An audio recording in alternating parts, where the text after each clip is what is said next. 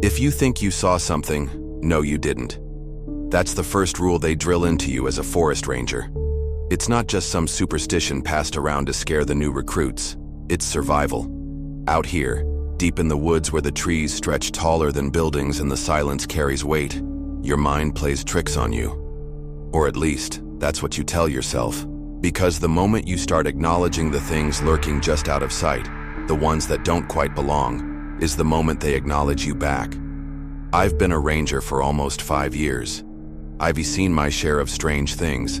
The occasional missing hiker who turns up miles from where they started, whispers on the wind when no one's around. The sensation of eyes on me when I know I'm alone. But I learned early on to let it go.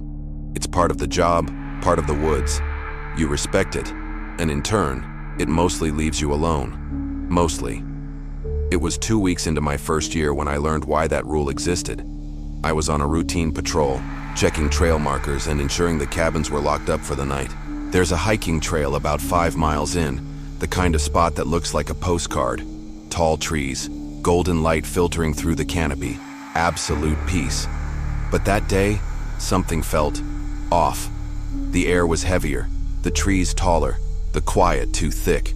The sun, which should have been dipping below the horizon in its usual slow descent, seemed to be vanishing too fast. As I picked up an empty chip bag from the dirt, the wind picked up suddenly. Not a gradual breeze, but a gust, strong enough to make the trees groan. Then, in the periphery of my vision, something moved. Just beyond the path, a silhouette shifted behind the trees. Not quite a person, not quite an animal, just there. My stomach tightened. I told myself it was nothing, a shadow, a trick of the light. Still, I called out, my voice swallowed by the thickening air. No response. I stepped off the trail, approaching the spot where I swore I saw movement. But when I got there, nothing. Just trees. The kind of silence that makes your own heartbeat sound deafening.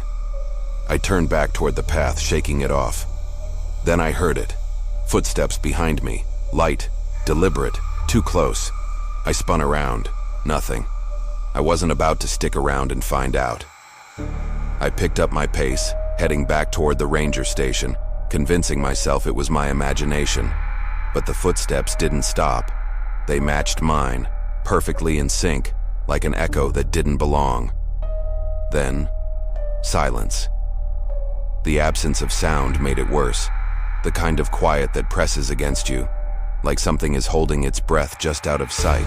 I told myself to keep walking. Don't run. Running invites the chase.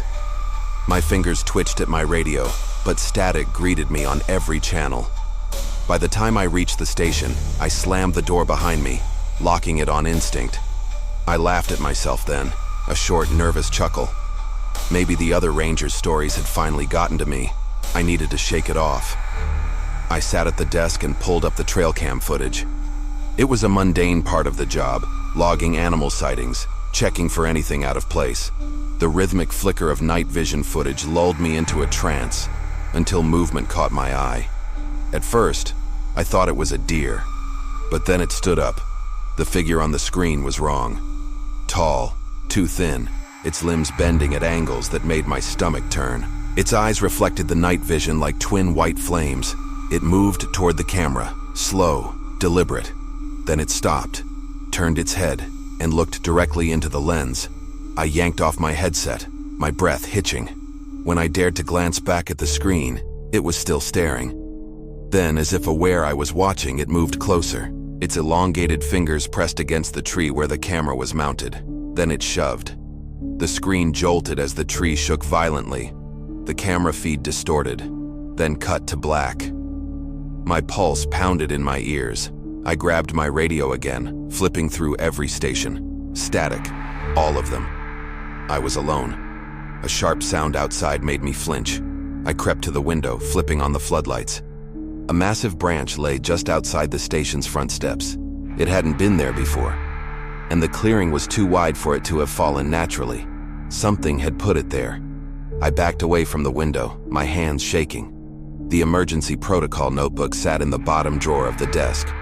I fumbled for it, flipping through pages until something caught my eye. In case of unique emergencies, fire 3 flares into the sky. My gaze snapped to the old framed photograph of the forest rangers on the wall. I yanked it down, revealing a hidden compartment behind it. Inside, a flare gun with 3 rounds. The crunch of leaves outside, slow, deliberate. My breath caught in my throat. I grabbed the flares and bolted to the back office, locking the door. The room was small, cramped, my only escape a skylight above a rickety bookcase. I climbed onto the shelf, wincing as it creaked under my weight. My hands trembled as I twisted the latch. It wouldn't budge. Something shifted outside the office door. A shadow beneath the crack. A low, jagged breath. The handle rattled. I yanked the latch harder. It popped open. I loaded the first flare, aimed at the sky, and fired. 1 down. Another thud against the door. A second shot. My breath came in ragged gasps. 2. The ceiling above me groaned. A weight shifted. Then, in one horrifying moment, a face appeared in the skylight.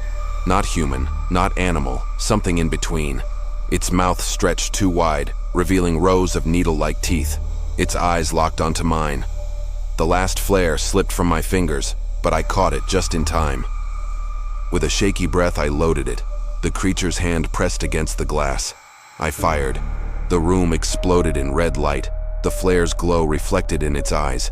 A scream, high, whistling, pierced the air. Then silence.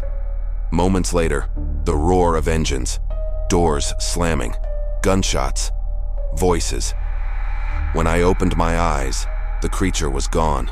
The other rangers found me curled on the floor, my hand still clutching the empty flare gun. They asked what happened. I told them everything. They exchanged looks, then one of them clapped a hand on my shoulder and grinned. "Next time, just remember the rule," he said. "If you think you saw something, no, you didn't." I've lived by that rule ever since, and if you're reading this, I suggest you do the same. Good luck.